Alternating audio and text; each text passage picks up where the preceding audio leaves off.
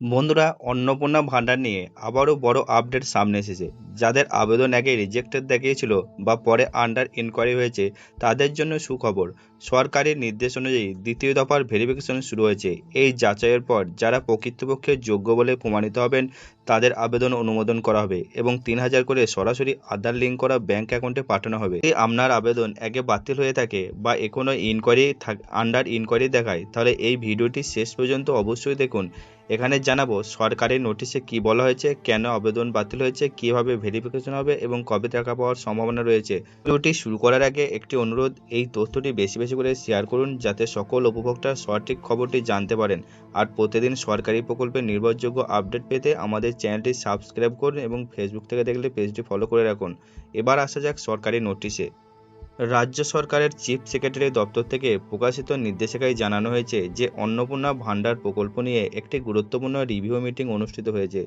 সেখানে আবেদন যাচাই, বাতিল হওয়া আবেদন পুনর্নির্বাচন এবং পরবর্তী টাকা ছাড়ার বিষয়ে একাধিক সিদ্ধান্ত নেওয়া হয়েছে।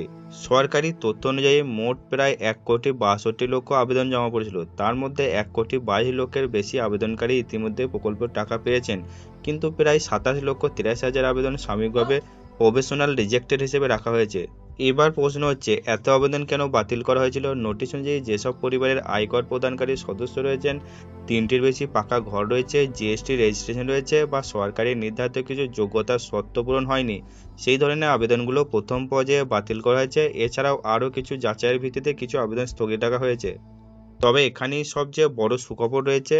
সরকার স্পষ্ট জানিয়েছে এই প্রফেশনাল রিজেক্টেড আবেদনগুলোর প্রত্যেকটি আবার মাঠ পর্যায়ে ভেরিফিকেশন করা হবে, অর্থাৎ শুধুমাত্র সিস্টেমে রিজেক্ট হয়েছে বলে আবেদন চূড়ান্তভাবে বাতিল নয়। পুনরায় তদন্ত করে যদি আবেদনকারী যোগ্য প্রমাণিত হন, তাহলে তার আবেদন আবার অনুমোদিত হবে। এই ভেরিফিকেশনের কাজ ইতিমধ্যেই শুরু হয়ে গেছে এবং নির্দেশ দেওয়া হচ্ছে 7 দিনের মধ্যে এই কাজ শেষ করতে হবে, অর্থাৎ খুব অল্প সময়ের মধ্যে যাচাই প্রক্রিয়া সম্পূর্ণ করে রিপোর্ট আপলোড করতে হবে। ভেরিফিকেশন শেষ হলে যোগ্য আবেদনকারীদের তালিকা তৈরি হবে এবং সেই তালিকার ভিত্তিতে পরবর্তী কিস্তির টাকা ডিবিটির মাধ্যমে ব্যাংক অ্যাকাউন্টে পাঠানো হবে। নোটিশে আরও বলা হয়েছে, যারা জনকল্যাণ শিবিরে অফলাইনে আবেদন করেছিলেন তাদের সমস্ত ফর্ম দ্রুত অনলাইনে ডিজিটাইজ করার নির্দেশ দেওয়া হয়েছে। এই কাজও নির্দিষ্ট সময়ের মধ্যে শেষ করতে হবে। এছাড়াও খুব শীঘ্রই এমন একটা ব্যবস্থা চালু হতে পারে যেখানে কেউ যদি মনে করেন কোনো অযোগ্য ব্যক্তি প্রকল্পের সুবিধা পাচ্ছেন, তাহলে সেই বিষয়ে আপত্তি বা অভিযোগ জানানো হবে। অভিযোগ পাওয়ার পর প্রশাসন তদন্ত করবে। একটা গুরুত্বপূর্ণ নির্দেশ হলো নির্দিষ্ট সময়ের মধ্যে সমস্ত রিজেক্টেড আবেদন যাচাই, অফলাইন আবেদন অনলাইন আপলোড এবং চূড়ান্ত সুপারিশ সম্পূর্ণ করতে হবে। যাদের টাকা ব্যাংকে যায়নি বা পেমেন্ট ফেরত দেখাচ্ছে, তাদের ক্ষেত্রেও জেলা প্রশাসন ও ব্যাংকের মাধ্যমে সমস্যা সমাধান করে দ্রুত টাকা পৌঁছে দেওয়ার কথা বলা হয়েছে।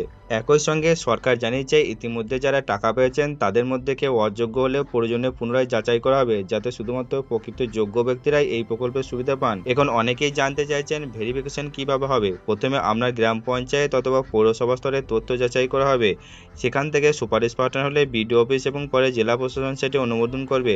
সব ধাপ সম্পূর্ণ হওয়ার পর আবেদন অ্যাপ্রুভ হয়ে যাবে। ভেরিফিকেশন বিভিন্নভাবে হতে পারে। অনেক ক্ষেত্রে সরকারি কর্মীরা বাড়িতে গিয়ে নথি যাচাই করবেন, কোথাও আবার ফোন করে অফিসে ডেকে প্রয়োজনীয় কাগজপত্র দেখতে চাইতে পারেন। আবার কিছু ক্ষেত্রে অফিস থেকে অনলাইন তথ্য মিলিয়ে ভেরিফিকেশন সম্পূর্ণ হতে পারে।